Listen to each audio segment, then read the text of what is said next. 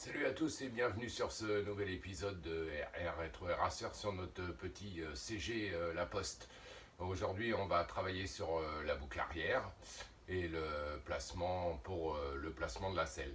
Voilà, allez, on regarde ça, c'est parti. Je vais essayer de confectionner une petite boucle sur le cadre. On y va, c'est parti. Je vais donc commencer par couper le cadre. Alors on fait toujours, enfin l'arrière du cadre, on fait toujours attention, hein. Souvent, je vois trop souvent dans les annonces des motos à vendre, commencer un café racer ou un machin, et puis ça a été coupé juste là derrière les amortisseurs et c'est compliqué à rattraper. Donc coupez si vous le faites, coupez au fur et à mesure, allez pas couper trop tout de suite. On a des fois besoin un petit peu pour le passage de la boucle d'avoir du tube d'origine. C'est pas la peine de sacrifier la moto à ce niveau-là et après on peut plus rien faire. Donc là j'ai regardé avec la selle, hein, on va déjà couper juste ici. J'ai enlevé les pattes qui supportaient l'ancienne selle déjà. Et là je vais couper juste un petit peu là, regardez comment ça se place. Et après je ferai la coupe définitive. Allez, c'est parti.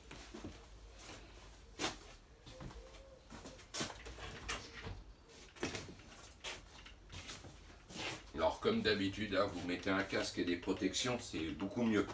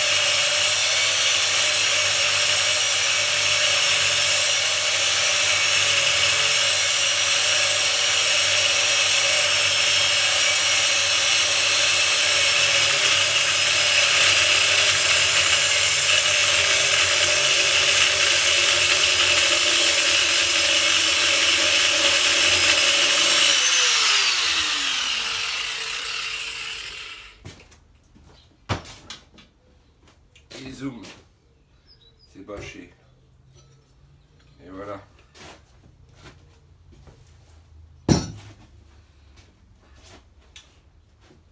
Alors pour ici, vu que le cadre, les tubes de cadre sont vraiment étroits, quand je vais placer la selle ici, si je fais une boucle, en fait on va à peine la voir. Donc je me pose la question, je vais voir, est-ce que je vais pas repartir sur l'extérieur, ici, pour bien suivre le galbe de la selle. Voilà, allez, maintenant on va faire ça. Il faut que je meule encore un petit peu ici, que je finisse de placer la selle à l'avant comme si elle était fixée. Et puis on s'occupera de donner la courbe à notre tube pour faire la boucle arrière. On continue.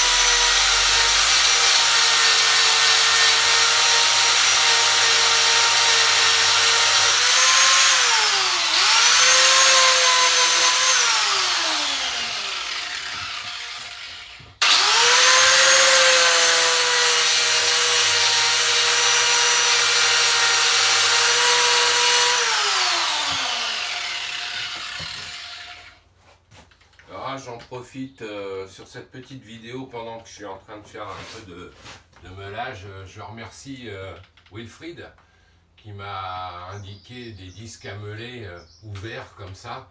Et ce qui est très intéressant, c'est que quand on meule, ça fait une fenêtre. Et avec la rotation, eh bien, on voit ce qu'on fait à travers le disque, contrairement au disque de meulage. Je vais essayer de vous montrer ça avec le téléphone pendant que je meule.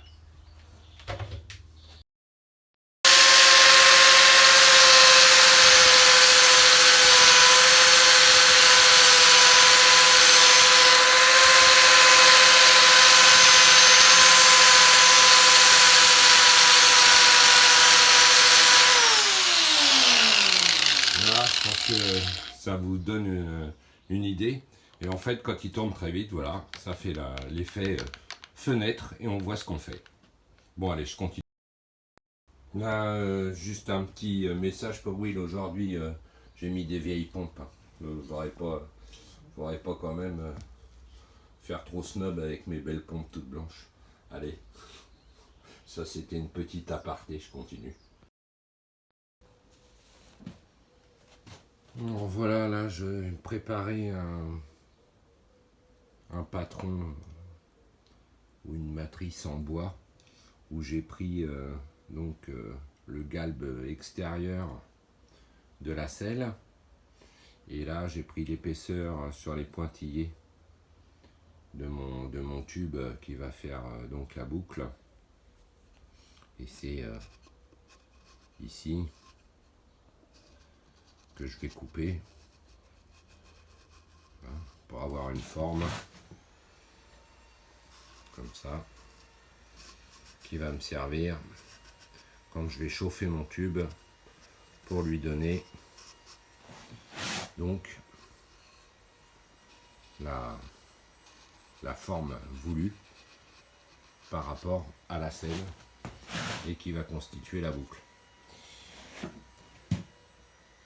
Donc là je vais le couper, on va le fixer, après on fera chauffer le tube comme j'avais fait pour les pattes du petit garde-boue avant, pour ceux qui ont suivi les épisodes, même principe. Et puis on va après ressouder la boucle, je pense sur l'extérieur, puisque la selle, le cadre est vraiment comme je vous le disais tout à l'heure, vraiment étroit, et la selle dépasse un petit peu, donc tant qu'à faire qu'elle pose dessus, et ça fera un petit peu plus joli, puisqu'elle suivra bien le contour extérieur de la selle, enfin en tous les cas j'espère. Je sais pas si je me fais bien comprendre toujours, mais vous allez voir ça en vidéo. Bon là je fais ma petite coupe pour ma mise en forme. Je vous passe le côté chalumeau et brasure et puis on verra ça au moment de la pré-pause. Allez c'est parti, je continue à bosser.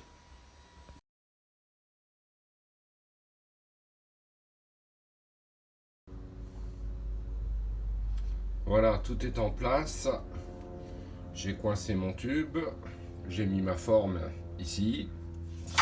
On va chauffer ça gentiment. Et je vais lui donner la forme en faisant une traction.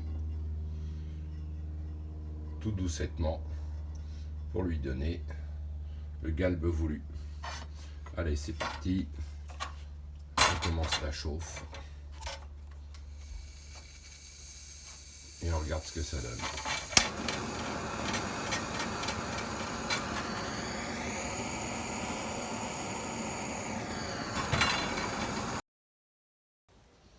Voilà.